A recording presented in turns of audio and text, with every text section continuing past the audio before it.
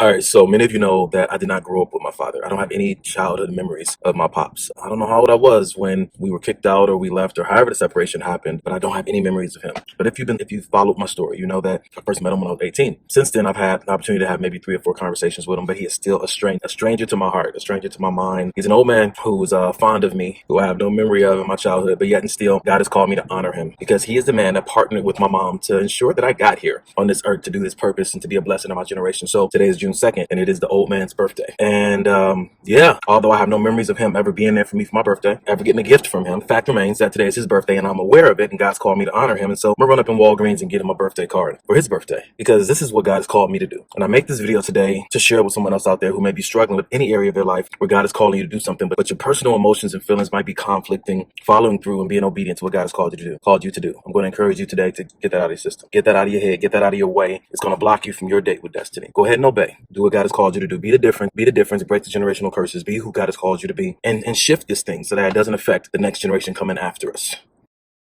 Man, coming from where I'm coming from, my friends and I, a lot of us have that experience of having no father in the home. But recently, I made a commitment to God a few months ago. Found out where my pops was at in his living facility, and I go visit him every 2 weeks. Sometimes for like 5, 10 minutes, sometimes for like an hour. But that's my commitment. I go and I visit him, and I let him see how well that I'm doing because I am his seed, and I know that it makes him proud to some extent. I don't hold back saying I love you. I don't hold back embracing him because again, I see this man who's fond of me that God has called me to love, and I love old people anyway. So it all works together. Now I don't know if my heart will ever grow to that place where it's a sincere father-son type love I have for him. I don't know where this relationship is going, but I know what God has called me to do today. And that's what God has told me accountable to doing. So let's go get this card. Let's go get this card. Let's go make today special for this man who partnered with my mom to make sure that I got here on this earth to be a blessing to you and to our generation. Love this one.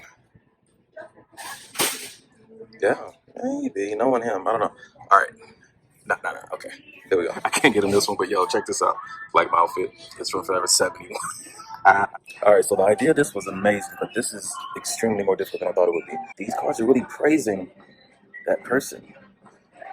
Let's see what we can get down there. So you ever thought you had a really good idea, and it turned out to be way more challenging than you expected? Imagine being a 39-year-old man going to buy a birthday card, the first birthday card you've ever given your father, and all you have to choose from is all these amazing, awesome, you're great dad cards. I was in there for like 30, 45 minutes. I had to call my brother and ask for help. I thought maybe going with humor would be best, but he said get a blank card and fill in what I want. But I'm like, if the professional card makers don't know how to write a card for a person in my situation, I doggone sure don't know what to say. The only verse that came to mind is speak those things that are not as though they were. And I looked at all these other awesome birthday cards for amazing fathers and dads. And I didn't want to go too far with that idea because then it could be seen as passive aggressive. Like, you were great. Thank you for always being there for me. But were you? Nothing like trying to step out on faith and do something God calls you to do to see where you're really at.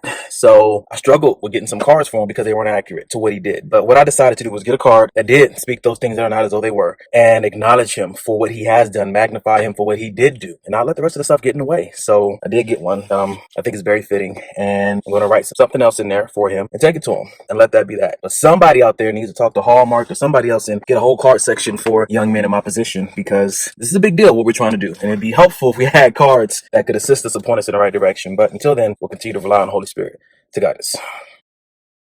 One of my friends just reminded me that this is an opportunity to minister to the need of one of God's other sons. Great reminder that this is not about me. So fellas, remember, this is not about us. This opportunity to let God use us to minister to another one of his sons who is in need. It's his birthday. He deserves this. I'm grateful. When you get outside of yourself, you stop thinking about how I don't have any kind of cards from my father for my birthday. But when you get outside of yourself, you recognize that he doesn't have any cards for me for his birthday. So at least one of us can do something about that. So how about I go first? All right, so I got the card. I got it all filled out. I wrote what I wanted to say in there, and I'm about to go do it. All right. So that's that. It went well. He didn't think I was going to come by. It was a beautiful surprise for him. He was grateful. Found out today that his favorite meal is tacos, and that's my second favorite meal. So it was a good bonding opportunity. He felt loved, and that's what I wanted for him today. Hope this is encouragement or inspiration for somebody else out there. That verse that says, honor thy father and thy mother, that can be challenging sometimes, especially with the background that we have with our parents. But guess what? Just because it's hard doesn't mean it's impossible. We can do it. If we just simply say yes to God, God will be glorified, our parents will be honored, and long life will be ours.